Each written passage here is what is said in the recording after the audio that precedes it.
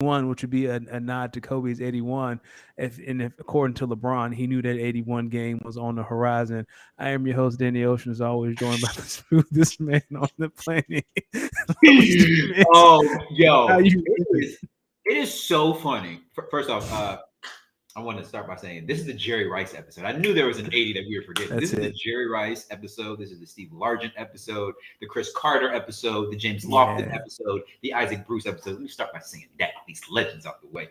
But it is honestly hilarious that we're at a point right now where people are looking at LeBron James and saying, "Yo, dog, you may be one of the two best basketball players ever, but you are the number one greatest liar this league has ever seen."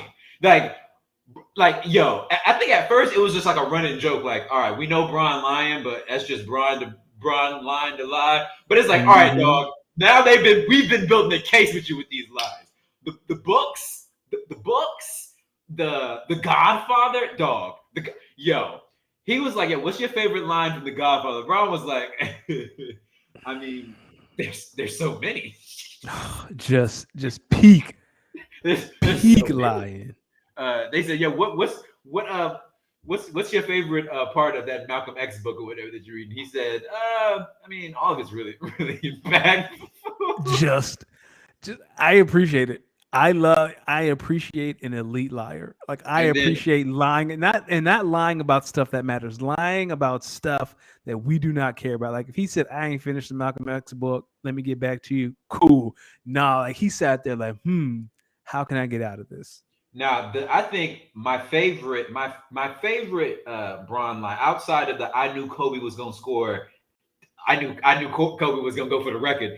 Uh, my favorite lines when they was asking about the Liverpool legend, and he was like there, and Brown was he was like, yeah, I remember when he was in the club.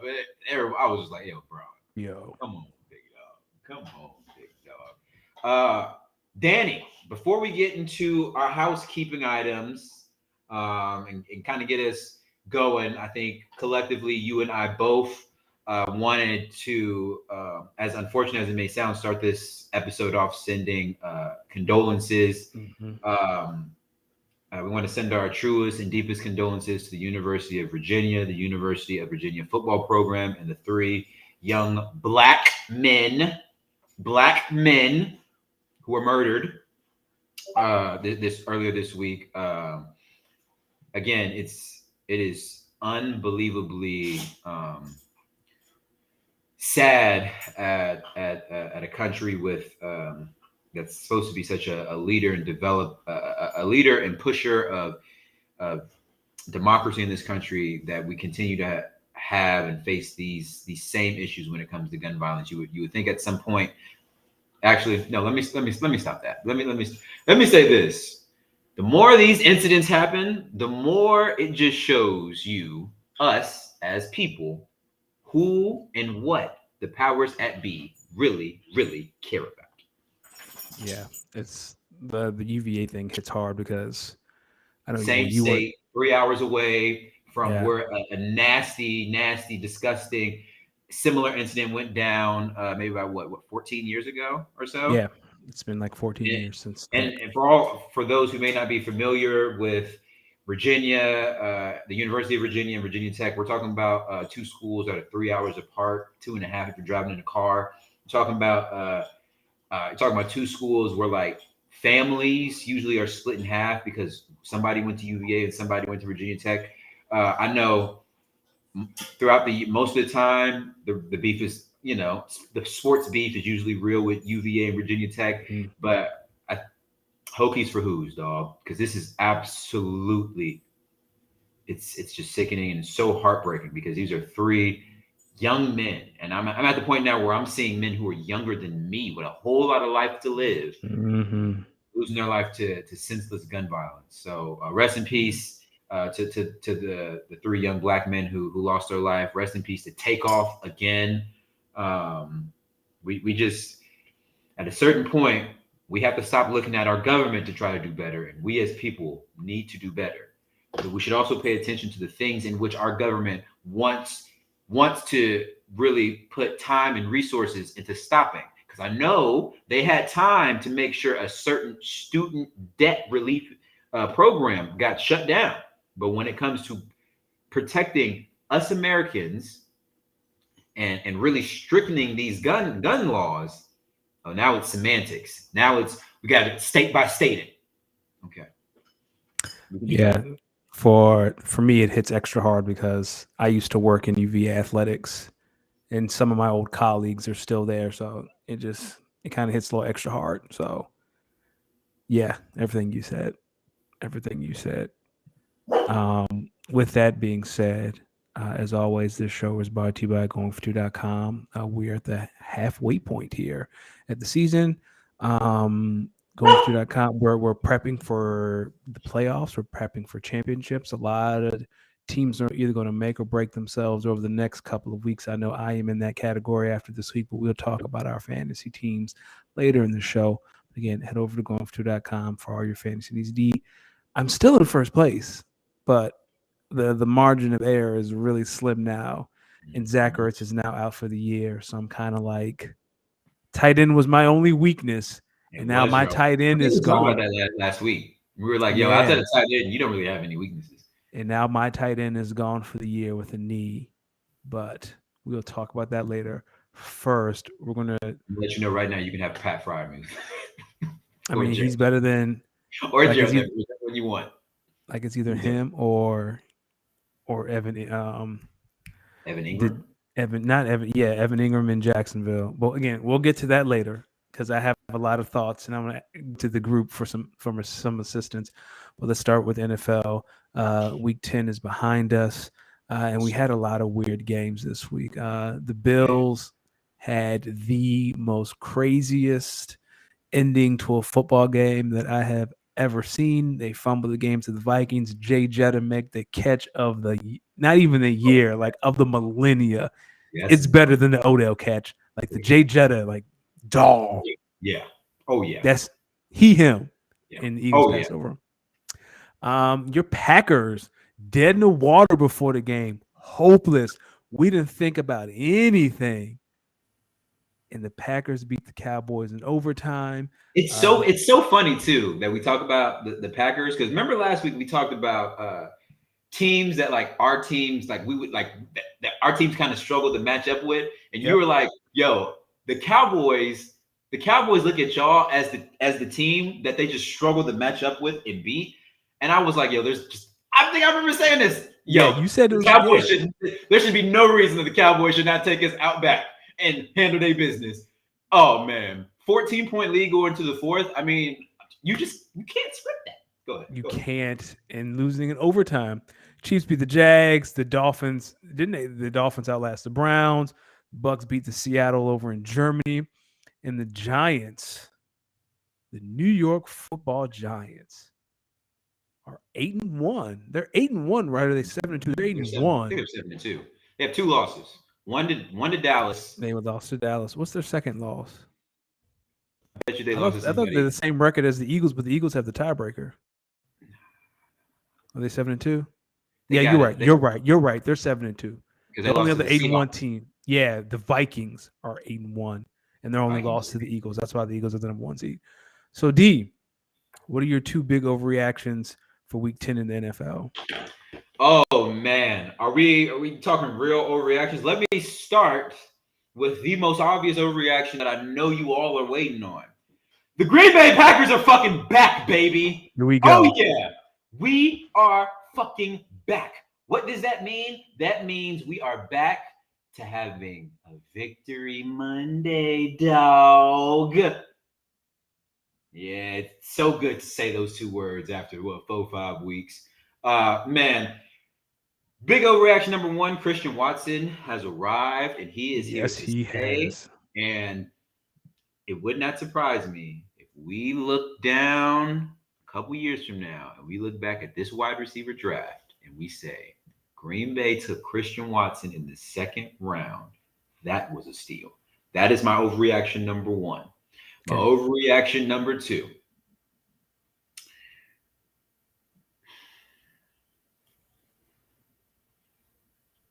Mm-hmm. The Bills should not have beaten Kansas City the week they beat Kansas City. Ooh, Okay. And this is why I think after they won that one, they got a little too high on themselves, and they was like, all we got to do is keep doing like all we got to do is show up to other people's arenas or our own arenas, and we should be able to just outbeat everybody that we play because on paper we are a better team than most people. And I'm telling you, they after they beat Kansas City, they was just like, as long as we stay ahead of them, they got to come to us. Yep. But they always forget that this always happens with Kansas City. Kansas City gonna lose a game they should not lose, which I'm guessing, I'm looking back at it now, is definitely an Indianapolis game. Yes. Definitely an Indianapolis game. Yes. They lost. They lost to the Bills, which was supposed to be okay. Now we at least got one loss over y'all. We gonna be all right. And now what happens? They go play the Jets, and they think, oh, no, these jokers are some suckers. We're going to run them straight out of here. No. Hard to win a road divisional game. Then you come back. And not only do you lose that game, but your quarterback gets injured. And I think this injury is a little bit worse than we're going to give him credit for. Now, granted, Josh Allen was out there playing, like Gator J said. Gator J said in the chat, Josh Allen's injury is more than we know. Then you come away from that game and you have an injured quarterback. I think he's a little bit more nicked up than they want to like give off. But he's out there playing. So I then have to say, next week you have the Vikings coming to town. As an NFC North fan, I'm looking at this Vikings team and I'm saying, this is the football gods rewarding y'all for how many fucking games y'all lost nastily last year. Now y'all are winning these games. Don't get it mistaken. Y'all are still the Minnesota Vikings. Really? The shove. Y'all are the Minnesota Vikings. And if the Buffalo Bills weren't the Buffalo Bills, y'all would have lost this game. Dog. The Bills should not have beat Kansas City when they did. Because I'm going to tell you what I think is about to happen now. I think Kansas City, they might lose 1 or 2 more games rest of the season. I think the Bills have 2 more losses in them. For sure. I think they got 2 more losses. They're going to lose to Miami again. Hold on. Well, they already lost to Miami in Miami. I wonder if that game. Well, it's already cold outside, so I'd love to see Miami and Buffalo, like when it's cold outside. That'd be very interesting to see. I think the Bills got 2 more losses, and I think this loss to the Vikings is going to be the loss they look back on as if we would have won that game, we would have tied with Kansas City for the best record in the AFC, and we would have had the tiebreaker. And they're going to come 1 game short, and I think. This is all going to be a snowball effect, right? Stay with me. It's all going to snowball because they're going to, those 2 are going to find their way back at the AFC Championship game. And I'm going to tell you, if this thing is back in Kansas City, Dog, they're not getting this shit off. They're not getting that shit off again. If our quarterback can do a QB sneak, we could have home field advantage. That's wild. It's because I'm telling you, Kansas City is one of those teams. They're going to lose. They're going to lose like 2 to 3 games at least this season. They have no business losing. Mm-hmm. Then you have to factor in at least 1 or 2 divisional losses, and then you have to factor in a loss just to another good team. I can tell you this, but I mean they gonna beat the Jags game. I can tell you they gonna handle their business like that. But like I think it's gonna be a little spooky. That's my 2 big overreactions. What about you? The first one for me is the opposite of you. I'm starting to take Minnesota seriously. I was on that bandwagon with you, but it's something about, and I know it was very flukish, but when you got a man like Jay Jetta, like when you got a cat, well, I can just say, hey, dog, over here, bet. Yeah. That makes all the difference in the world for Kirk Cousins. Like Dalvin Cook is nice, but I don't know, man. Like seeing Justin Jefferson just take over like that. Like I'm taking the Vikings seriously. He's different, man. He is so. And as a Packers fan, I obviously we play him twice a year, and he's gonna give us the business. But Justin Jefferson. I don't know who Justin Jefferson is. I'm gonna be honest with you. Even though he is on my worst team, I would still draft him at number 3 all over again, just so I can be a small portion of his incredible season. Let me ask you a question: who is the best wide receiver in the NFL? Well, I think you only get one, and it's probably going to be between Jetta and Hill. But I think honestly, how are we ranking them? Are we talking about in terms of overall wide receiver, all of it? Honestly, I might take Devontae Adams. I'm talking about. If we're talking about like a nightmare, a matchup nightmare, that's Tyreek Hill, dog. You just can't game plan for that because there's no way you can coach speed. That is a fucking nightmare. He gives DBs hell. If we're talking about pure route running, Cooper Kupp. He gives DBs hell for 60 minutes. How about this? You start in a franchise, you get one stud at wide receiver. Who are you picking? Who is it? I think I might take Justin Jefferson given his age and his ability. For 1 year. We're talking about 1 year. Oh, man. 1 year. Who would you take? I might take Cheetah. Cheetah. Yo, as someone who's a former sprinter, I've raced Tyreek Hill and can tell you that speed is legitimate. But two, I know speed is uncoverable, dog. There's very few like coverages that can just game plan for I can just beat you to the spot before you get there, and that's Tyreek Hill, dog. But I would say like a young stud in terms of a young wide receiver, I would take Justin Jefferson. But if I had to just take one for a year, Tyreek Hill. Okay. So I think this is an extra. This is my third overreaction. Okay. And this is more so a statement to you people out here. Stop playing with Tua's name. Stop playing with Tua's name. I hear y'all out here. Before Tyreek Hill and Jalen Waddle got there, before the season started, y'all said, how is he going to deliver them the football? Now he's delivering the football, and now y'all are saying, oh, you have Tyreek Hill and Jalen Waddle. You should be good. Hey, yo, dog, I'm going to need y'all to keep the same energy when my man Patty Mahomey was out there throwing to Travis Kelce and Tyreek Hill, and everyone was saying, yo, you're out there throwing to Tyreek Hill and Travis. No. Good players are good players, and someone has to get them the football. If y'all put respect on Patrick Mahomes' name because he was out there side arming and slinging dick the way he was, then put respect on the team. Pause me. Play me. Damn it. Play me. Put respect on Tua's name, man. We need to put respect on Tua's name. If Tyreek Hill, the league's leading receiving, the league leader in receiving yards, comes out and says this is the most accurate quarterback in the NFL, and he out there leading the league in receiving yards, then let me tell y'all something. He not lying. He got two wide receivers in like the top 10 or top 5. Top 5. I think like it's top he's 5. Not lying. Tua Tagovailoa is currently sitting on my bench right now, and the only reason why I do not start him on a weekly basis is because I have Patrick Mahomes at quarterback. You really? I had two. I have two in one league, and Tom Brady was my starter. Tom ain't seen the field ever again in his fantasy league. No, fam. I was trying to tell other folks in this particular league, yo, somebody please come take Tua off of me. Like, he is going to sit on my bench and just rack up points. Everybody think, Tua, I want Tua. All right, dog, go start Kirk Cousins. You got it. Nah, go ahead. Enjoy it. Fam, dog. This is the same dude who said, yo, I think I'm going to ride Carson Wentz this week until Dak Prescott's back. I said, hey, yo, dog, okay. Well, he going to lose.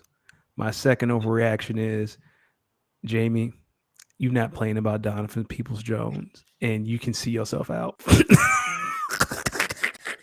Door's that way, dog. Door's over there, my man. But no, the second one for real is, I think, can we say Justin Fields has arrived? Like, can we get excited about Justin Fields? Yeah, yes. Let's start by giving mad love to Justin Fields. Yo, Justin Fields. I remember when certain analysts out here were saying you was a bust, you couldn't do it. Wasn't me. I was a Justin Fields believer. I wanted him to go to Atlanta. Justin Fields in Atlanta because that felt right. When you get a true wide receiver one, you are going to be a problem.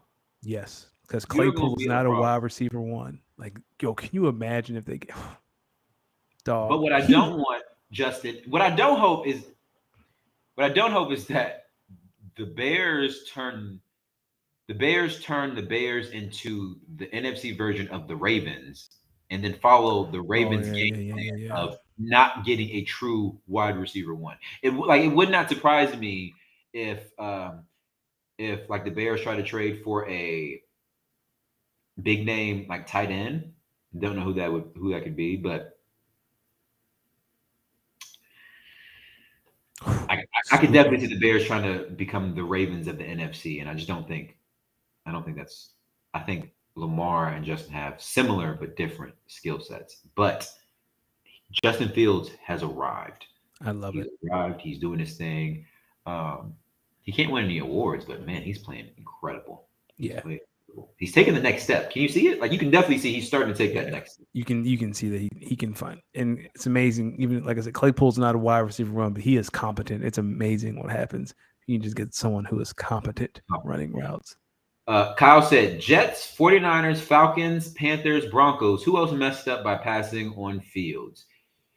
Kyle, ooh. I'm so glad you said this. The Jets and Zach Wilson are going to figure it out. I think Zach Wilson's a little better than he gets credit for. No, Zach Wilson is cheeks. I just think whenever Zach Wilson sees the New England Patriots, like he really shits his pants. Like it's quite wild. The 49ers, let's just wait and see what Trey Lance comes out to be. He got hurt. He wasn't playing. He's playing before he got hurt. Falcons. Listen. It is so obvious y'all do not trust Marcus Mariota to throw that damn football. If you don't put Desmond Ridder in there, what are we doing, man? Dog. Like, what are we doing? Tell me Justin Fields in Atlanta just doesn't like that. With like that draft, I was like, oh my God, like that's just it's Vic Jr. Like it just felt right. Mm-hmm. No, they need to put Desmond Ridder on the field. They need to put Desmond Ridder on the field immediately. Panthers, yes, Kyle. Panthers. You have traded for Sam. You have used draft capital to trade for Sam Darnold and Baker Mayfield. And the best quarterback on your team is the guy who came from the XFL. And not only that, you guys are planning on going back to Baker Mayfield this upcoming week. So it's clear y'all, similarly to the Colts, are openly choosing to tank. So, yeah, y'all fucked up on passing out on Justin Fields. I don't think the Giants fumbled it because I think the Giants have something with Daniel Jones. I think they're figuring it out. I'm telling you, man. Danny Dimes don't be playing bad, man. Danny Dimes don't be playing bad. Broncos. Now, Kyle, this is where I'm right here with you. On paper, do you know the Denver Broncos defense does not have a peer in the league? They are, by most if you add most metrics together, the Denver Broncos defense does not have a peer in the league in terms of competition. They are the best. So I look at this team and say, y'all gave 250 million reasons why you could have just kept Drew Lock and figured it out from there. Sad times. I don't know though, because Drew Lock didn't beat Geno. Like Drew Lock is still a backup, but I would take him over Russ. Yo, I just know when Denver called Seattle about Russ, that front office was laughing. Hey, yo, dog, y'all want what? I got you. Who? Like who? We got you. He on the way. Like, fam, like he probably like they probably was like, yeah, hold, let me let him know he's on the way to y'all right now before we even sign any papers. Yo, I'm trying to be. Is it too early to say? Is it early? Is it okay enough now to say the Broncos made a mistake? Yes. Okay. They look like ass. They look god awful. I feel like if you're in the locker room right now and you're a Broncos player, especially particularly on defense, what are you saying? Dog, we are not the issue here. No. We're holding teams to 17 points. 17 points a game. I think it's less than that. It might be. They're probably over on the sideline this weekend like, yo, dog, Derrick Henry not even going off. Derrick Henry not even going off. Are y'all serious? Yeah, they are allowing 16.6 points per game. That is first in the league. When you look at a lot of metrics, the Denver Broncos defense has no peer in the league. It's at a point now where I'm looking at Nathaniel Hackett and I'm looking at Russell Wilson and I'm saying, this is not working. Speaking of the AFC West, Las Vegas Raiders. Why are they so booty? Why do every week we talk about who's the most embarrassing loss of the week? And I feel like more and more we're talking about Vegas jumping into that conversation. Oh yeah. Why are they so ass? They fired John Gruden. Let me start there. And that franchise started going downhill when they fired John Gruden. I know what he. I'm not justifying his actions, but there's a reason why Mark Davis went back and hired John Gruden, and there's a reason why, just strictly in regards to football, John Gruden is very much respected. Very much respected. Now, I'm not going to speak about his personal stuff. Obviously, we know about that. But just from a football standpoint, there is a reason why John Gruden is very respected. Okay. So, the reason why the Raiders are so ass is because since his departure, they released a number of first and second and third round picks. Mhm. They've went and spent money on the offensive side of the ball and they brought in like big name defensive players, i.e., like a Chandler Jones, but they Yep. never figured out how to put all this talent together to win.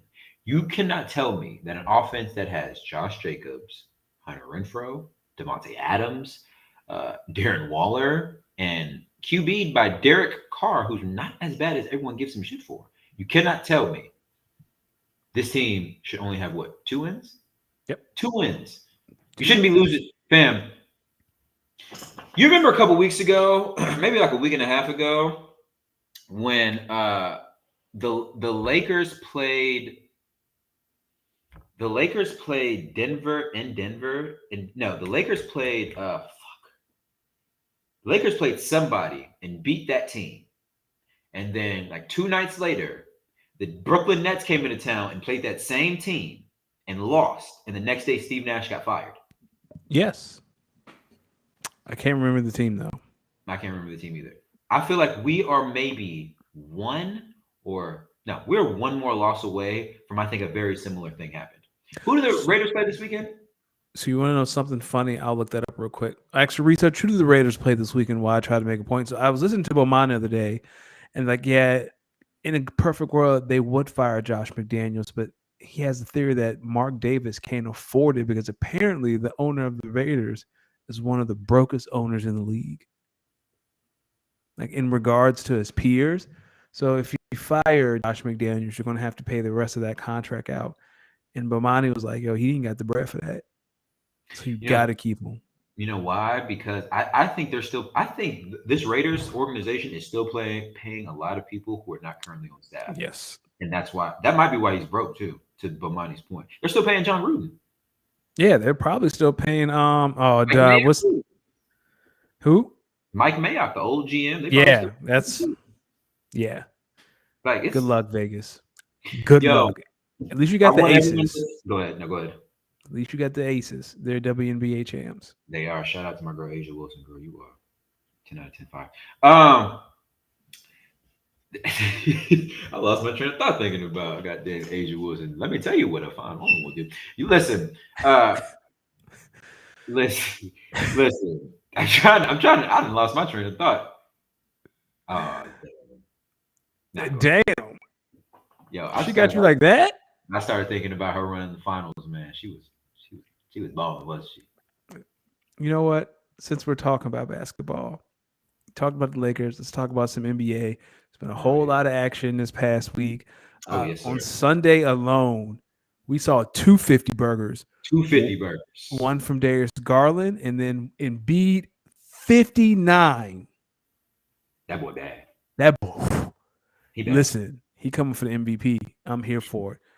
Also, on another note, he cut ties with FTX, the crypto company, after they filed for bankruptcy. That is a wild ass story in and of itself. If you have some time, go look up the FTX board and how this is all playing out in the public. It is hilarious to a degree. And on the low, the Golden State Warriors are struggling. And every time I turn around, Klay Thompson is saying some quote about how they down him. It sounds like he makes it sound like he came back from cancer. Anyway, and Kyrie still isn't playing basketball. What NBA storyline do you want to focus on? Oh man. Okay, I want to be silly. I was gonna be serious, but I want to get silly. Miami Heat, dog. Yes. Yes, let us talk about the Heat and who is trying to make a bid to buy the rights to the Miami Heat arena, and the Miami Heat should take this money. Listen, I'm gonna be silly. What I'm about to say, please, please. I want y'all to know this is all jokes. But Miami Heat, you gotta find a better way to wash your money. You gotta find a better way to wash the cartel's money, dog. You have got, fam, FTX, fam. You gotta you know find who is better way to making a wash the bid? cartel's money, Miami. Oh man, fam, this is Do you bad. know? What are we doing? Oh, it's beautiful. That's what they get. What was the old name of that It was the arena? American Airlines. American Airlines had Arena. the Heat arena, and they have the Mavericks arena. Like they had both of them. Mm-hmm. And so I was always like, y'all should never change. American Airlines is cool. Y'all got it. You know what I'm saying? That's a cool name. So then when other teams start giving name rights to stadiums, I'm like, okay, let's do it. Y'all are giving one out to FTX. So y'all saw the Lakers give one out to Crypto.com and was like, oh, we can do something similar to that. Y'all went to FTX. Dog, listen, I think the owner of FTX, he's currently not in this country right now. No, he's not. I think he's being held in another country for extradition. Like he was trying to get to a country that does not extradite and got caught in a country that does extradite, if I am not mistaken. But do you know who is trying to make a bid for the naming rights for the Miami Heat? Bang Bros. Bang Bros. Welcome to Miami Heat basketball. This is Bang Bros Arena. I am here with Pat Riley. Pat, what on the floor? Do it. We need this.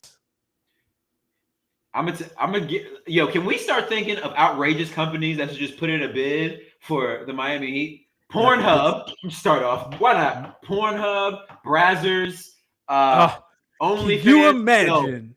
OnlyFans in the Miami. The OnlyFans arena in Miami might be. That's it. The OF arena. That fit. That's it. Welcome to the OF arena. And then you know what you could do for bobblehead night? It could be like the most popular OnlyFans streamer. It could be like a bobblehead, but instead of her head bobble, it'd be like her booty. Yeah. They're gonna call that content creators night. If you're a content creator on OnlyFans, please, you get into the game for free. You get a bobblehead too. Hey, dog, them boys, Jimmy Butler would retire. Jimmy Butler had more kids than Nick Cannon. Oh, man, let me tell you right now. If they made, because Miami is already a hard city to be a pro. It's up there with LA and New York, and as in like cities. I would say it's harder. I would say LA and then Miami, and that is a dog. Can you imagine? First 100 people to the arena get a free subscription to your favorite OnlyFans. I'm gonna take it a step further. Every team, depending on who you're sponsored, like whoever named your arena, you got to do like some commercials and partnerships with them. Oh. Can you imagine Jimmy Butler in the OnlyFans TV commercials? With big face coffee. Hey, my name is Jimmy Butler. I'm a professional basketball player for the Miami Heat. But if you're a fan of me, you can't be my OnlyFans. But I know where you can be an OnlyFans.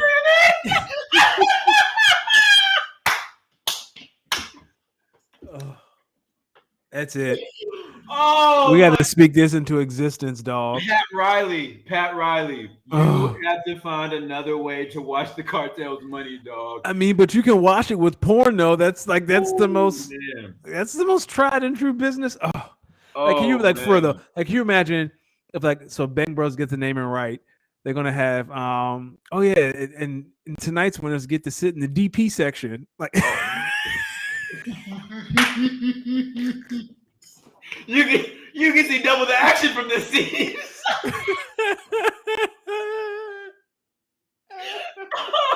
I'm crying, dog. Oh my goodness. No. Okay. No. My next question is, what the hell do you think the Miami Heat did when they tried to cash the check from FTX and that son of a bitch bounced? Oh, Pat Riley reached into his suit jacket, got his switchblade, and said, "Where that boy at?" Pat Yo, Riley, you know what? You know what Pat did? Pat called Udonis and was like, "AOU, check bounce." you're gonna be like, hey, yo, no, we're gonna sit you for the next 5 nights. I need you to go find him. I need you to go find him. I need you to Oh call Rick man. Ross. I need you to call whoever. DJ Khaled. I need you to find this guy, Udonis. Oh man. I just know they're probably like FTX, sir. We just tried to cash your check, and it's saying This line has been disconnected. yeah. Oh man. Oh Oh, man. oh no, Gator. Gator say we talk about this and your camera get blurry, sir. Right. Oh man. Dog, that Oh. is funny. But in all seriousness, prayers for everyone involved.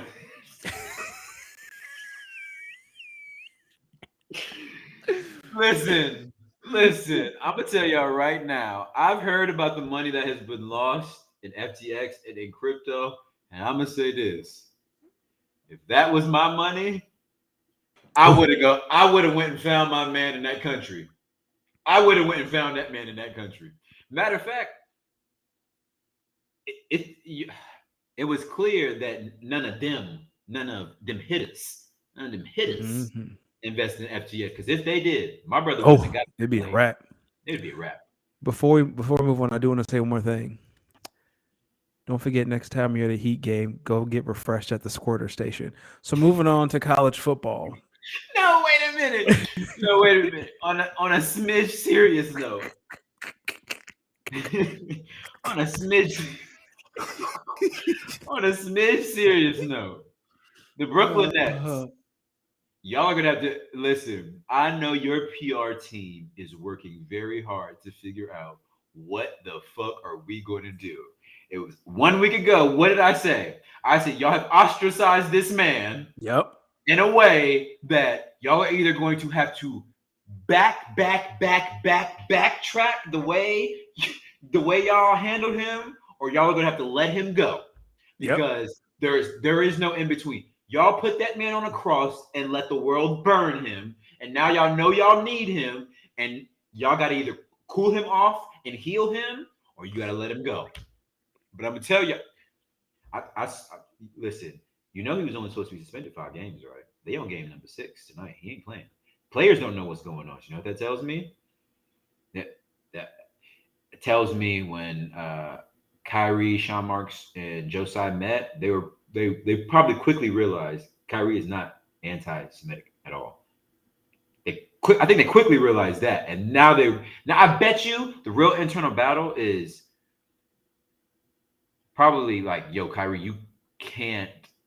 Your views are your views, and it's clear you're not actively intentionally trying to spew hate. So we know your views are your views.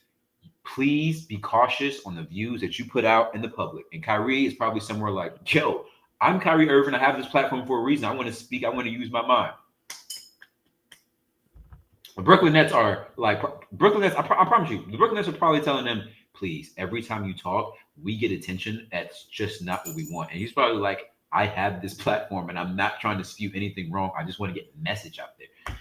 I'm telling you, the Brooklyn Nets are going to have to. I think the Brooklyn Nets, if I were the Brooklyn Nets, I would come out with a statement and say, I prefer their, collaboration and chatter with Kyrie while we don't agree, and while we collectively acknowledge and what's the word? When you don't agree with something, like just all I got is disagree. Like we vehemently disagree with anti-Semitism and any type of hate speech. But at the same time, Kyrie Irving is one of ours. He is our family. We have brought him back. We have understood his ways, and we are thinking of ways to move forward. They're gonna have to come out with one of those. You know what I'm saying? Listen, the statement should not come from Kyrie. It has to come from the Brooklyn Nets. Has to, or it's gonna be ugly. I just don't know when else he'll play for him after this. Well, you know what he could do? He could always buy tickets to the Glory Hole Suite at the Miami Heat Bengals Arena. It's so funny. Man, they would have him in the owner's box. Oh yeah, ladies and gentlemen, welcome to the Glory Hole Owners Box. College football, dog. Oh man, got They to. write themselves. It's too funny. Oh my gosh, I'm crying. Okay, college football. Talk us Yes. through it. Holla at us. All right. So this week, LSU they solidified their spot in the SEC championship against UGA. Oh, they didn't beat UGA, but they will face UGA in the SEC championship. Let's see. Because they beat Arkansas. That's right. Bama bounced back. They beat Ole Miss. Mhm. Clemson beat Louisville. UNC beat Wake Forest. TCU was continuing to roll in the Big 12. I forgot who they beat. I guess the only thing left on only big dog left on TCU's schedule is Oklahoma State, right? They already beat Oklahoma State. Came They back already in beat the Oklahoma State. So who's left? I think they might have to play Baylor. I think from now, I think their biggest thing is just like you got to remain undefeated and you cannot take anyone lightly. I'm all in on TCU, by the way. Yeah, I'm all in. I feel the horn frog from here. Yeah. Pause. Ohio State and Michigan are still undefeated as this clash. That's next week, right? Mm-hmm. That is next week. And then Oregon fell to watch. I watched that game. Whoever the Oregon coach is, Bo Nix is on the sideline saying, "Hey, dog, put me back in. I'm okay." And he's like, "Nah, I think." And then you lose the game. So that's on you. With all Mm-hmm. of this, what are your thoughts on the latest rankings by the committee? Let me see if the committee has released the rankings yet. Should be. Yeah, no, they have not. It is Yeah, on no. late tonight. It comes out. Somebody. Oh wow, 9 o'clock. Okay. Nine. Okay. All right. So top of the hour. Okay. Well, I can tell you who I think should be in the top four. I Okay. honestly think the top four is going to remain the same with UJ, Ohio State, Michigan, and TCU. TCU. But I will say this. Over after Saturday, I was just listening to a lot of the analysts and reading and listening to people talk about Tennessee and their chance to get in. And what really kind of irked me about it is Tennessee is not going to win their conference. And to me, you cannot justify, I don't care what conference they in or what their fucking record is. You cannot justify putting a team that did not win their conference nor even played in the conference championship game in the Correct. college football playoff. I agree. And I need analysts and people who claim they know college football to stop putting out that message to the world, because what happens is when they keep putting out them type of messages, what happens? When the rankings come out and it's four teams and all four teams are conference champions or played in the conference championship game, now you're getting Tennessee fans like, oh, but we already beat LSU. But we beat LSU, but that two-loss team, we beat them in Baton Rouge. Okay, yeah, you did. But you know what you didn't do when you needed to? You didn't beat the team you needed to beat to And you get got to the throttled, championship. right? It's one thing to lose to UGA like on the last second field goal. Then maybe you could convince me, yo, UGA beat the piss out of you. And it was evident early that And game wasn't close. and I'm telling you right now, the analysts are setting up UGA. I mean, not UGA. The analysts and the people who cover college football are setting up Tennessee for failure. I think the playoff committee is too. Take them out of the top 5, 6. You need to let it be known that this is a good team. Yes, this is not a college football playoff contending team. They had their opportunity. It's gone. Because this is what okay, so this is what it don't make sense to me. If if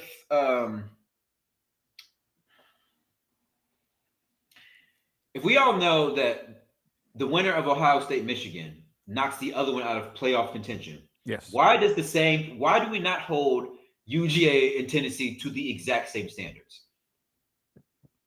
Well, because the SEC is a superior conference. Is it? That is the idea. So my question to you is: so instead of Tennessee, would you put LSU at 5? Yes. Okay, Yeah, I'm putting LSU at 5. I am with that. I'm putting LSU at 5. Yeah, I'd put LSU Tennessee, at 5. yeah, because Oregon lost, and I would say, yeah, LSU Yeah. had probably the better win. They went on the road at Arkansas, Tennessee. I mean, who did Tennessee play? I mean, they play I would put Vanderbilt at home. Like, yeah, I'm yeah putting like, LSU 5, and I'd put yeah, USC at 6. yeah, because like we need to start. I think that's the issue, and I think that's how we got to this expanding the playoff thing conversation going because the media kept pushing these narratives like, oh, this team. I mean, this team still has a chance. Like they've always done that ever since the first time two SEC teams got into the playoff that year. They've been pushing this narrative. How do you justify? Even I saw Booker McFarland trying to say, I don't know if Michigan beats Ohio State or if Michigan loses to Ohio State by 3 in Columbus, I still think they have a potential argument for that they should be it. And I'm like, yo, dog, are you smoking crack? You won't even No, be in the Big Ten championship game. right? It's like I don't see how we can have college, like you can't have a playoff in college sports and not take conference champions. Correct. This is not basketball when you have 64 or whatever teams, and of course you're taking the best teams from which of which. This is football. This is a violent sport. These fam. But You know do what you I'm remember? Yeah, do you remember? And someone in the chat, if I'm wrong, correct me. Like there was a time when the Big 12 did not have a championship game, and they tried to pull that co-championship, and the committee was like, "No, neither one of you are getting in. Have a championship game, crown a champion, and then we can start talking." And I believe that's what happened. I think Oklahoma got in one year saying? because they were the outright Big 12 championship champion without having a championship game. But there was a time when the Big 12 didn't have a championship game. And I think like Baylor and I believe it was Oklahoma were co-champions, and they were like, "No, neither one of you are getting in. Give me a And championship game." I'm gonna tell y'all this: the Big 12, the Big 12, what the Big 12 is done with their conference championship. I think the other Power Five conferences are soon about to follow. What? Not have one? Not having any Gator. divisions. Yeah, I wouldn't mind that at all. Gator said that was the BCS. Are you sure that was the BCS? Because I feel like when the college football was first introduced, like Oklahoma got in one year. I believe that was Baker's Heisman year, or they got in and they played in the Rose Bowl or something. Gator, if I'm wrong, let me know. I could have swore there was a time They for played Big 12. They played the Orange Bowl against Clemson, and they got That beat might down. be it. I think that's it because Baker played in the Rose Bowl and lost. Yeah, but Baker I'm pretty played sure the there was Rose a year Bowl against UGA. Yeah, that sounds right. Yeah, but no, I think because I start thinking about there's two conferences, and let me tell you why I think that a lot of conferences are going to emulate what the Big 12 are doing. I look at the SEC and I look at the Big 10. Think about the SEC West and that the Big 10 East. Yes. Yes, Where SEC West freaking Iowa. No. Whichever division in the Big 10 where Ohio State and Michigan is, and then the SEC West. I look at those two divisions and I'm saying every year we know the conference champion is literally coming out of this division. Why do we have divisions? Why do we have division? SEC is looking at it like, hey, yo, dog, every year Georgia just beats the hell out of Vandy, Kentucky, Mizzou. Florida, Mizzou, whoever. And every year Bama has to play LSU, Ole Miss, Mississippi State, Arkansas, A&M, LSU. I mean, these teams got to all play, fam. I love the idea of no conferences. Oklahoma, you're just like, fam, there doesn't need to be any divisions in the SEC. Let's everyone play each other. Yeah, I love the idea of no divisions. Gator J said, "Go ahead." I was going to say and then I think there's some conferences.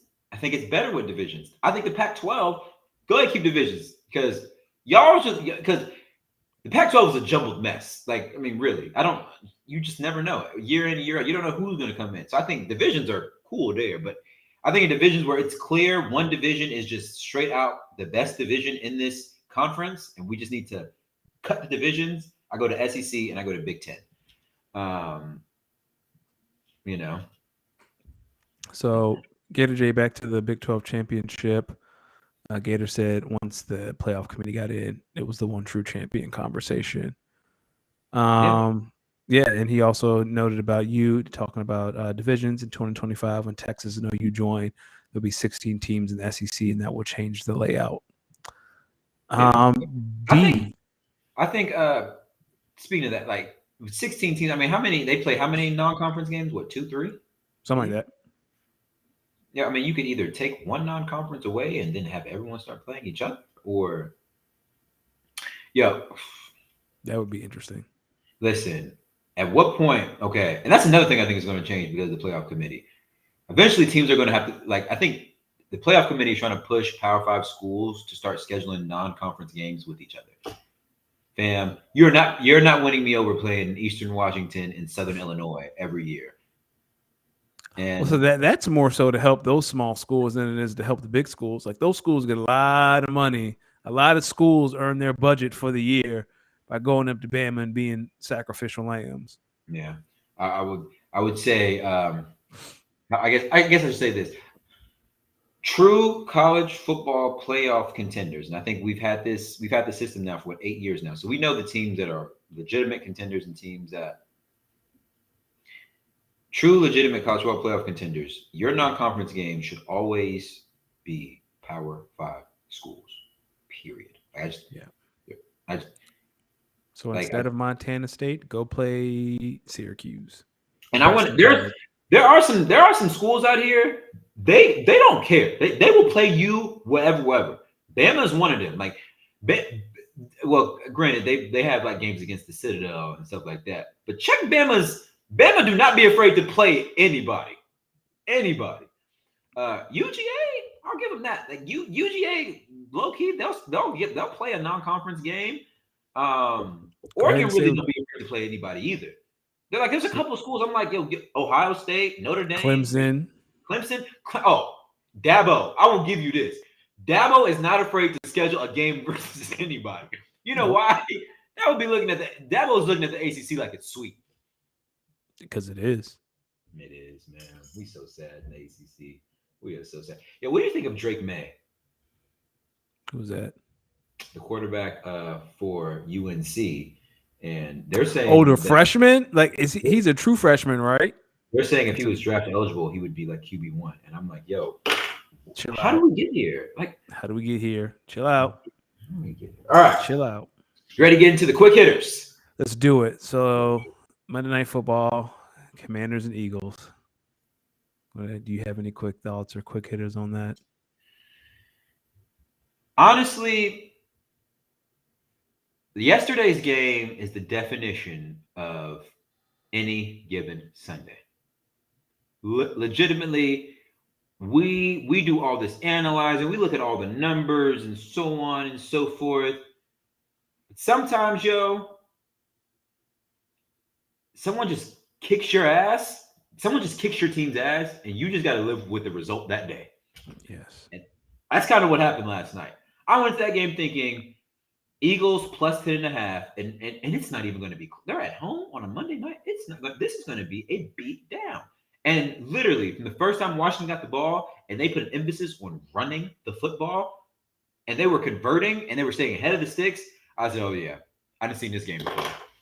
As a football fan, we've all seen our team play that game where you just cannot get the other team off the field on third down, and you just know, roster for roster, this team is not better than your team, but for some reason, your team cannot get off the field. Hey, what do they say? The other team gets paid to play football too. They do. Go ahead, my brother. I'll let you talk. The floor is yours, Eagles fan. I only have one thing.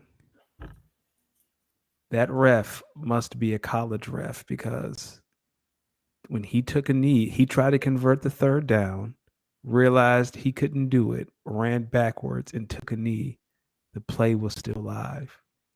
And if we're using that logic, when Quez Watkins fell after catching the ball, he should have been down because that's a college rule. Like when your knee hits the ground, the play is over. Heineke tried to convert a third down. It's not like they were in victory formation. Someone jumped across the line to hit him. He tried to convert a third down. He scrambled and then took a knee. The play is still live. He didn't slide. He took a knee. How many times do we see players fall, not be touched, get up, and continue to play? But I think the thing with Quez though, when Quez initially caught the ball, rolled over, no one had touched him. And I No one think once touched. they, No one touched. I'm saying if we're using the referee's logic oh, I see what you're of saying. if we're using his logic of well he was down and gave himself up. Well, Oh, because he was. Quest caught the ball, he gave himself up too because he dove to catch it. He had given a right. How many times That's have not we a, seen? Danny, that's not giving yourself up. That's he got up and tried. He got No. up and made a football play. So here's my He dove argument to to make the that. catch. That's why his knee hit the ground. Here's my argument to that. So Taylor puts his knee down. The refs don't blow the whistle and the clock keeps running. Then what? Or he puts his knee down. The defense thinks he gave up and they stop pursuing him. He stands up and chucks the ball to McLaurin for a first down. No. He's not doing that because I'm just once saying, but once like, the person how puts many his knee times do we down, see running backs fall, not get touched, get up and keep running? no. Are you talking about Quez or are you talking about Taylor I'm Heineke? talking about Taylor. I'm talking about the last play. I'm talking about the late hit play on Okay, Brandon Graham. so I think the big issue with that is I think it was the way it looked versus what actually happened. I think Because I it's think a lot again of like people are it's trying to more. You can argue semantic wise. That's a funny penalty to call at that point in the game. But I think the eye test when you see it live, you got to throw that flag because you got to protect quarterbacks. Look, who if they're going to I protect any position out there, it's going to be the quarterback. I hear If and you. when they do it, is all. If and when they decide to protect quarterbacks, is always untimely, and that I can say was a very, very untimely penalty.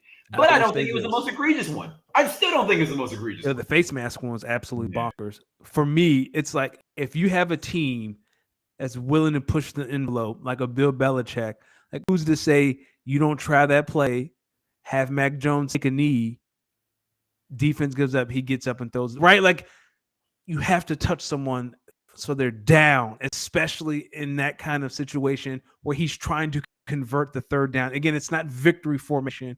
We know what time it is. And like Brandon Graham cheap shots him. Like he tried to convert a third down. He took a knee.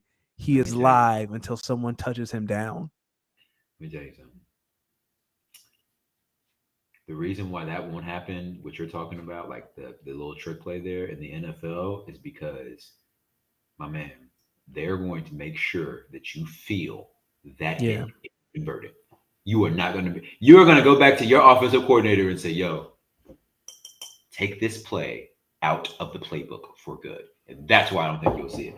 That I was mean, a. but you saw like in college, Asher, Kenny Pickett with the fake slide, right? And you Same saw what they concept. immediately did afterwards. They They took it changed out. that. Yo, dog, we not letting you do that. No. Because because then if we let you do it on an open scramble where you that clearly wasn't the original intent, then what happens when someone decides a play like this? No. Someone's gonna get hurt. No, we're just gonna take this out, which is smart. Because when you decide to give yourself up, let's just call it down. Brandon Graham just made a bonehead play, and sometimes that just happens, Joe. I mean, let's be real. I don't know if that really would have. I don't know if that. Eagles would got the ball back with like 35 seconds left. I don't know if that would have. I mean, it's worth Y'all all was I gonna need lose. is a chance. Y'all was gonna lose that game. Speaking of putting your quarterback in danger, Byron Leftwich went into Tom Brady's ear and said, "Hey, dog, I'm gonna have Lenny throw you a shoulder fade, a Yo, back shoulder fade. Are you ready? Just like can we you practice." talk me through that? Show me your reaction when you watched it live. So I'm gonna show you because I'm gonna show you mine. I just stuck my head in the pillow. I was like, "Yo, they trying to lose." Like if you're like an 8-1 team and you're up by 21 and you want to put on a little show for the German fans, that's cool. But dog, you fighting for your life right now. You on the verge of being in the lottery, like you on the verge of being the top 10 draft team, and you out here having Leonard Fournette throwing back shoulder fades to Tom Brady. Look All at right, what Kyle man. said. Kyle said, "Didn't the Patriots try that already?" Yes, and they failed miserably. Dog, I'm watching it as it happens live. I said when Lenny got into the third motion, I said, "No, this Negro is not." And that man, and it was a Man, terrible it throw. was a terrible throw. Brady, old ass, gonna try to high point it, then slip. Man, Tariq Wooden was like, "Yo, this might be the easiest interception of my life. Y'all about to help That's me win that's going defensive in the rookie of the highlight year." reel. I Oh man, just like, can you? I'm trying to think of what if Todd they would have Bowles lost said. that game, dog, someone would have to see the offensive coordinator in the locker room. That good The thing they won that game. Dog, can you imagine like Todd Bowles in the headset, like Byron, you call that play again, I'm gonna beat your ass in the locker room. I will beat your ass and you will be Yo, without a job. Hey yo, do you think the Rams, the Cardinals are gonna give people their money back for making them watch a preseason game? yo. Did you know that both of these quarterbacks were going to be out up until like, yo, I found out like Sunday that both these Yeah, like quarterbacks so, would be yeah, hurt. Red Zone was like, we don't know. Red Zone And didn't know until like Scott Hanson was like, dog, I don't know if Kyler or Matt Stafford are playing. yeah, I'm sitting like I had picked the Rams minus 3.5, 2.5 because I was like the Rams always beat the Cardinals. This is an easy layup, and then I literally found out that day that Matthew Stafford wasn't playing, that Kyler Murray was questionable, and I said, "What the what, fam?" Yeah. I couldn't. I was watching Red Zone, and Scott Hansen gave somebody tickets to the game, and at the end he said, "We don't know if Matthew Stafford and Kyler will be there." I was watching. I said, "Man, if you don't take them fucking tickets back, dog, who wants to go watch John Wolford and Colt McCoy?" And Colt McCoy got hurt. He did get hurt.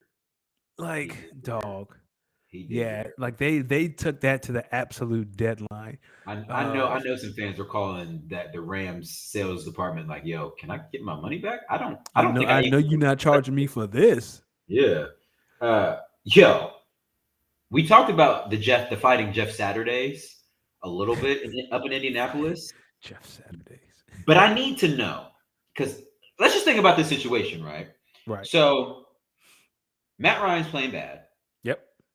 The Frank Reich comes out and says we are going with uh, whatever the white boy name is, Oh right? wow. They God, I forgot his name. They played him for 2 games, and they got bulldozed in both of those games. Jim Irsay then goes on to fire Sam Ellinger. Sam So Ellinger. they start Sam Ellinger for 2 games. They get steamrolled. Yep. Then Jim Irsay fires Frank Reich because now he has reason to. This team has 1 win. They have tied with the 1-win Texans. Like this is bad. He then not not shortly after he hires Jeff Saturday, Correct. and Jeff Saturday benches Sam Ellinger for Matt Ryan, Yep. and then they go out and win a game. Correct. And now you're thinking, wait a minute, hold on. Did Jim Irsay intentionally tank for 2 games to justify firing Frank Reich? And if so, my G, you could have done the exact same thing with Matt Ryan playing quarterback, and you might have won 2 games, and you really might be in true playoff contention. Here's the thing. Jim Irsay don't want to be in true playoff contention. Jim Irsay in the race for CJ Stroud, Bryce Young, and that kid from Kentucky. Let's see where they are on the tankathon. See where the Colts are drafting. Right now, the Colts are 15th. Dog, that tie is going to bite them in the ass all year. Right now, they are drafting 15th. Had they not tied and been 4-6, they could be up to 12. That half a win, it's going to So bite them at in the this ass the point, rest of the year. now you gotta ask yourself, why did they really? So you think Jim Irsay really tanked then? I think he's still trying to tank. So here are their next games. They play Philadelphia Sunday, Really? Pittsburgh, Dallas, Minnesota, the Chargers, the Giants, and Houston. I could see them beating Pittsburgh and Houston, and that's it. They're being generous. No, okay, first off, Pittsburgh's not letting them beat them. Yeah, that feels like the TJ Watt game. That's going to be a nightmare for a replaced quarterback. The Texans, honestly, the Colts are going to be one of the teams in there that they absolutely have no business beating. I just need to know who is it going to be because the Colts are starting to be the team that if you lose this team, your head coach, we gotta look at him just a smidge funny. Dog, Smidge funny. we have to watch 3 Colts primetime games before the year is over. They have a Monday night game against Pittsburgh, the Sunday night game against Dallas, and then a Monday night game against the Chargers. Dog, we got to flex these Monday night games. I Well, am they not watching the Indianapolis Colts play football. I am not. if Peyton and Eli are commentating it, I'll watch it. But Yes, that's it. I'll watch any game if the Mancast is on. Do you have anything else on the Packers? uh, we're back. We're gonna be back, and by back I mean we won. I don't know if we're gonna win on Thursday. Thursday night games are trap games. Yep. Who the fuck knows? Who the fuck knows? I'm ready to talk fantasy when you're ready to talk fantasy. I am ready to talk fantasy. Let's do this. I want to start with our redraft league since we got our redraft amigos in the chat. Shout out Gator J. Shout out Kyle. Let's do it. Let's do redraft. I'll read the some highlights of the weekly report. Okay. So shout out to Say It Not Shay It 8, best team in the league with 202.4 points, which is big because the worst team in the league was the previous number 1 seed. He only scored 104 points and he lost. Players of the week, we got Patrick Mahomes at the quarterback position, Dalvin Cook at the running back position, CeeDee Lamb from the wide receiver position, and Travis Kelce. Yeah, this is Dynasty, not redraft. Thank you, Gator. Yes, this is our Dynasty League chat, not our redraft chat. Bench warmers. When I looked at the bench warmers, whoa. Greg in our league benched Justin Fields. I was looking at his matchup and I was like, wait, why aren't you playing a quarterback? I didn't want to say it because I already told everyone to set their lineup. So I figured he had done it. He later comes out and says he thought he had started Justin Fields. Oh, I know he's sick. He would have won. Jeff Wilson. I wasn't really expecting that one. Obviously, someone had Christian Watson, Bam, and benched him. Shout out Bam. I don't think he's in here tonight. He also had Cole Kmet. Bam, you left a lot of points on your bench, brother. I'll tell you right now. Yeah, you did. Danny. So let's look at the standings right now in our Dynasty League is interesting. I'm going to start in the National GM Conference because let me start in the American GM Conference. The American GM Conference, I'm still leading the division at 8-2, 3-game lead over Gator J at 5-5. 4 games left to play. I mean, I don't know.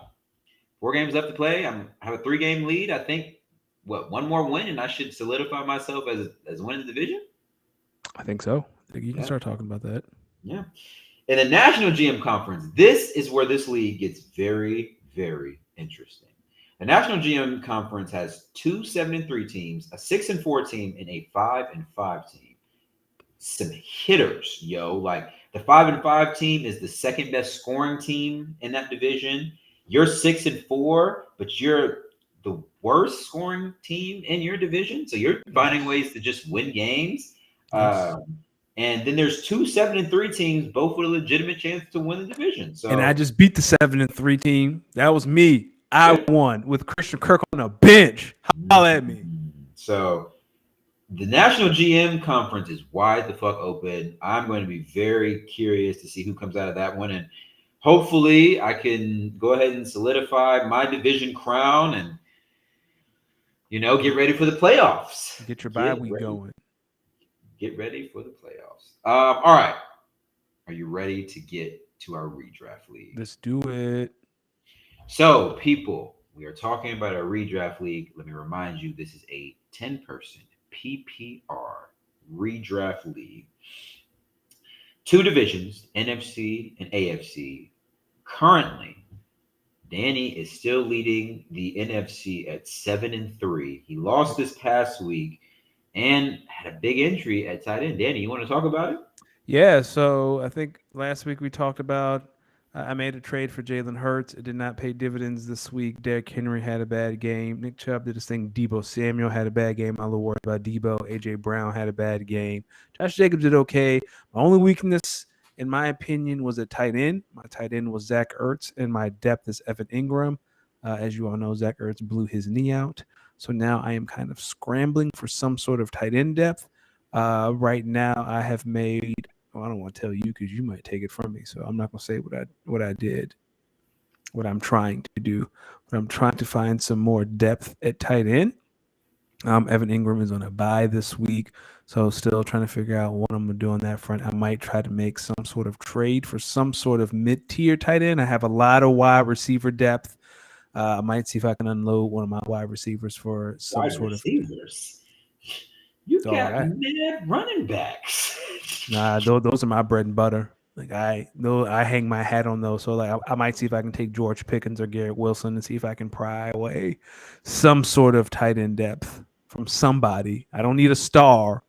I just need someone who can give me 5 to 6 points a week. That's all I need. You need a serviceable tight end.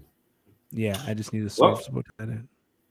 I mean, I mean, I have Gabe Davis. You want him?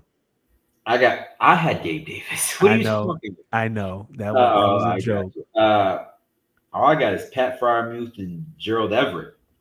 Yo, on paper, I keep looking at this roster in this particular league of ours, and I don't understand how this team is as bad as it is at 4-6.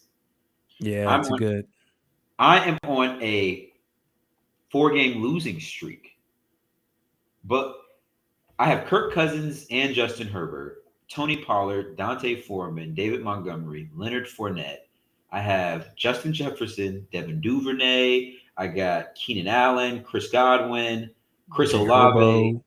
Jay Herbo at the quarterback position, Pat Fryermuth, Gerald Everett. And I'm on a 4-game losing streak. It's what it really is, and I was thinking about this earlier, and I was kind of chatting about it earlier in our group chat on Twitter. I drafted this team around Justin Herbert and Keenan Allen, and Yes. literally the worst thing that could possibly happen to my team happened. Keenan Allen got hurt, and all of Justin Herbert's receivers also got hurt. I'm fucked. Let I'm me fucked. let me ask you a question. Mm-hmm. John has Dalton Schultz. That's the kind of tight end I need. Do you think he would let me get away with it without giving up any of my running backs? No, no. Okay. He has Jamar Chase on IR. I'm telling you right now, he's banking on. He's got Jamar Chase, Devontae Adams, and DJ Moore. He needs a running back. He literally needs a running back. He's Yeah. starting Devin Singletary and Cordell Patterson. He is going to Yeah. say, you can have Dalton Schultz or Tyler Conklin. I'm gonna need Josh Jacobs, one of the three. He's gonna ask you for one of the three. He not So getting those three. Those are my breadwinners. I've won a lot of games on the back of Josh Jacobs and Derrick Henry. I'll figure something out. I want everyone to know. Y'all remember the dude who I went on the rant about last week? Guess what he Yes. fucking did? He lost. He Duh. So now he is in firm fucking last place. Guess who called that one? This guy. Whatever. Let me ask you something, man. Do I start Justin Herbert this week against the Chargers? Or do I start Kirk Wait, Cousins against Dallas? who are the Chargers playing? The Chiefs. Start him over the Chiefs. Dog, Dallas is going to eat Kirk Cousins alive. Like Micah Parsons game on deck. I just look at what I keep going back to this Justin Herbert and it just has not been paying off. And then you see him Sunday night make that crossing route throw. Like it's like he threw it through that 49ers defender. Then you see him do that, and you're like, okay, I believe again. yeah. So I will say this. I'm reading Keenan Allen's supposed to be returning back to practice. Dog, I've been reading this for like the last month. I was about to say that sounded like last week. Is he coming back or is he coming back? I don't know. We'll know. Y'all know I have Cousins like 2 spots ahead of Herbert of my rankings this week. So Kyle, let me ask you something. Do you think I should play? I have Justin Jefferson and I also have Keenan Allen. So I have both of their quarterbacks. So Kyle, do you think I should go with Kirk Cousins to Justin Jefferson? Like leave that connection in there and just because then I would consider then if Keenan Allen does play, I might put Keenan Allen in as my flex. But I also have Chris Olave. But does anybody really trust the Saints offense to do anything? Hell no. Shout out Howie And Roseman for getting that first round pick. and one of these days, I would love to know, would absolutely love to know what the hell the Lions are doing with their running backs. I have Jamal Williams, but yo, when I start him, he like either scores one time and doesn't do anything, or when I bench him, he scores twice and DeAndre Swift does nothing. I don't get it. I don't get it. Tough I don't get it. times. How many do you think the Cowboys have enough on tape with Tony Pollard to say, yo, Zeke, we don't need you to come back? So I think, full disclosure, I think Mike McCarthy wants to give Tony Pollard the start, but I think Jerry Jones was, because Jerry Jones admitted about, no, Zeke is the guy. It runs through Zeke. But I have a feeling the people who do this every day, the football minds, are probably like, dog, Tony Pollard needs to be RB1. That would be my guess, because Jerry has come out a couple of times and it's like, no, it's Zeke, it's Zeke, it's Zeke, it's Zeke. I still don't understand that. I mean, he loves Zeke. I think there's a soft place in his heart. I think he's got I think he's got a couple million reasons why Zeke's gonna play. Yeah. So Kyle says it's a tough call. I like the Cousins and Jefferson. Allen start if Keenan plays. I think I may too. But I'm going to really. I think the scary part is Chargers and Chiefs is Sunday night game. Oof. Chargers and Chiefs are a Sunday night game. So really, so the Chargers get 2 Sunday night games in a row. Mm-hmm. That's crazy. Also, Kyle, since you're here, how do you feel about David Montgomery with Khalil Herbert on IR now, randomly? I hope that I have David Montgomery in our dynasty league, and I really need him to do something for me. I'm gonna tell you right now, if David Montgomery or Leonard Fournette actually starts producing the way I drafted them to, I'm telling you, my team. Okay, so here's the definition of my team: boom or bust. But when they boom, my team can go the fuck off. But when they bust, I shouldn't even be allowed to be drafting in fantasy. And this is how I know that this is how I know this team in particular is a straight boomer bust. I drafted pretty similarly across multiple leagues in terms of whoever my quarterback is, trying to find their best offensive weapon and try to match it. So let me go through my leagues. I'm in 5 leagues, 9-1, 8-2, 7-3, 5-4, 4. No, hold on. 9-1. We played 10 games, right? Yeah, 9-1, 7-3, 9-1, 8-2, 7-3, 5-4, 4-6 in this redraft league. But when after draft day, I said, no, the team I have in this redraft league, I said, hands down, this is my best team. This is the one I think will win it all. And that one has been the most fucking frustrating. And the team I was like, I don't know, has been my best team because essentially I picked up Patrick Mahomes and Travis Kelce, and then I traded for Juju Smith-Schuster. Oh, fam, that team is a problem. When the Chiefs are on offense, everyone I play, they just hate me. Oh, man, you're only doing that because you got Travis Kelce and Patrick Mahomes. Yeah. And? Too bad Juju's out. I have Juju too, but I feel like he's going to be out this week. I think he is too. So here's what I'm thinking about doing. It's the last thing I'm going to say when we get out of here. I'm thinking about in this league, I drafted Najee Harris, my first round pick. I've been trying to trade him. No one wants to do it. The trade deadline's passed. He's going to be benched for a while by me. I'm thinking about picking up Jerick McKinnon. I'm thinking about running Patrick Mahomes, Jerick McKinnon, Travis Kelce, and that's if Juju don't play. If Juju don't play, I'm gonna run my usual. Okay. I hope Juju plays. I hope he does too. Yo, because I have a lot of people on buys. This team, I'm telling you, this team is nice. Patrick Mahomes, I'll run my last week. Patrick Mahomes, Damian Pierce, Jeff Wilson, Jalen Waddle, Juju, Travis Kelce, Devontae Smith. I got Harrison Butker. I got Najee Harris. I got DJ Moore, James Robinson, Devin Duvernay, and then my backup quarterback is Tua Tagovailoa. I am 9-1, and I have been slapping some teams around.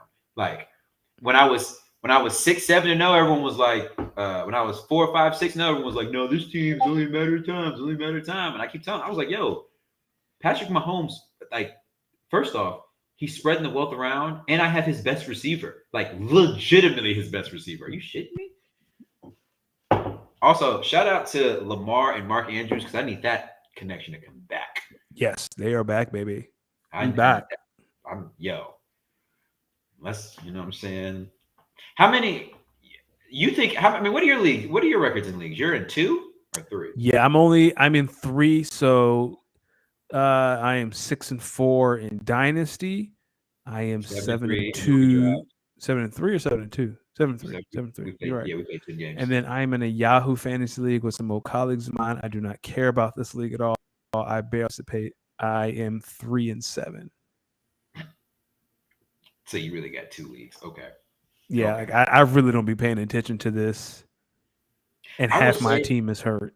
I will say this is like the first year because I've been doing like draft like workbooks and trying to figure out my drafting strategy. This is the first year I legitimately went in and said, whoever my best offensive skill position player is, go and get their quarterback. And I can tell you, it has been very, very successful. Very Interesting. successful. Now, do I think this will be an every year thing? No, because it's going to be hard. But I think you got to just find connections. Like Yeah. in that league where I was 9-1. A lot of people don't know my original go-to was to get Stephon Diggs after Najee Harris because then I would have immediately picked up Josh Allen. But what happened was somebody took Stephon Diggs. The dude before me took Stephon Diggs. So he took That Stephon happens. Diggs. I immediately took Travis Kelce. Just immediately took Travis Kelce. Yeah. And then when it snaked around to me, I immediately took Patrick Mahomes. And I was like, okay, I'm gonna figure this shit out. Then I took Jalen Waddle. And Jalen Waddle was really the steal. Jalen. I Jalen was should the steal. have. Gator J had Jalen Waddle on the trading block earlier this season, and I thought about it. I was like, nah, I'm good. I should have came and talked to you. Now the price of the Listen, brick is high. I'm considering going in, like really trying to go all in and trying to win this year in this league. Hey, come talk to me. I'm looking to build. I'd love to have my second round pick back.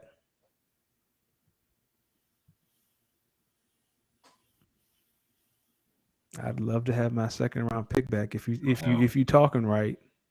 I only get like 3 picks next year. We only get 3 rounds next year. That's really 3 people. So I gotta think about it. Come Because talk to me. I got 2 second round picks. I might want to keep. I got 2 first round picks.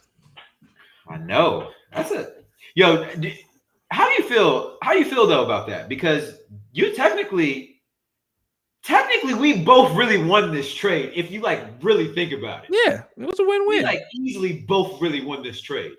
Yeah, I'm fine with the trade. I have my eyes on some people for our redraft league. I don't want to reveal my strategy, and then I have John Mechie coming back hopefully next year off IR.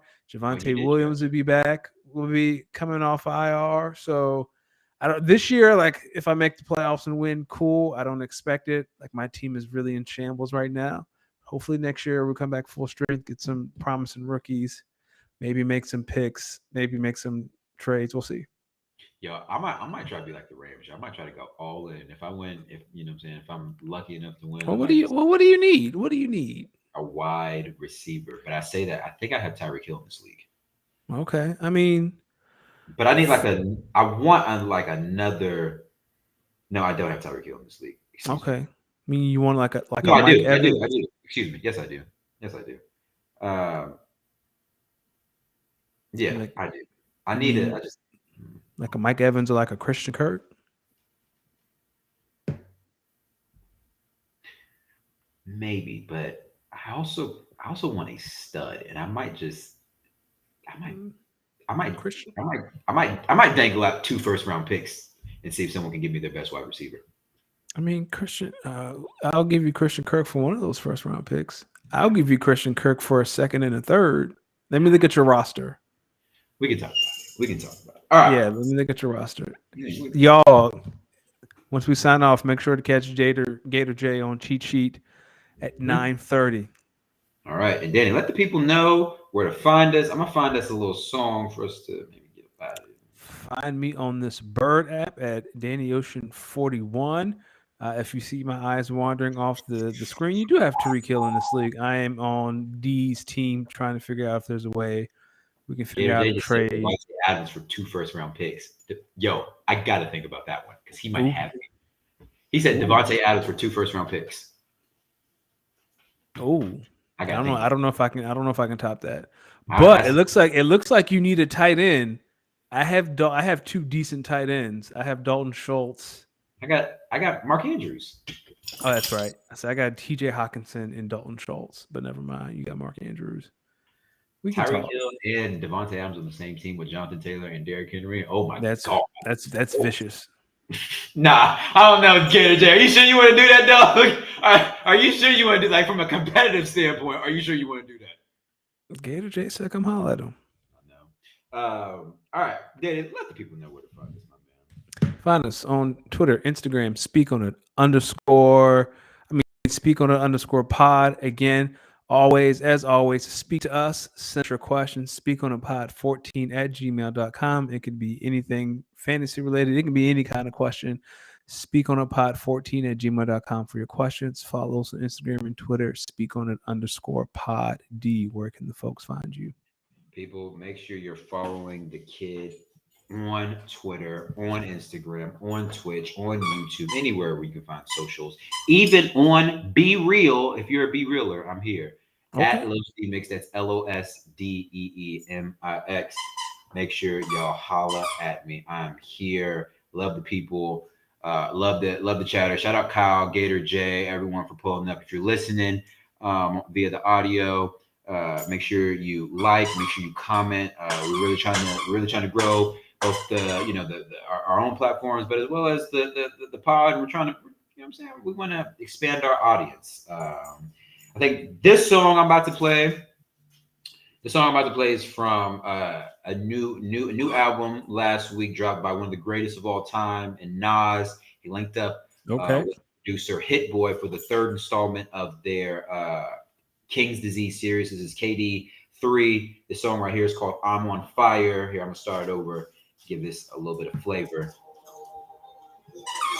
Some white linen sheets. The bed almost caught a blaze. The temperature's 100 in the room. I'm like, what's up? Still got the same flame behind me from the heat. We out.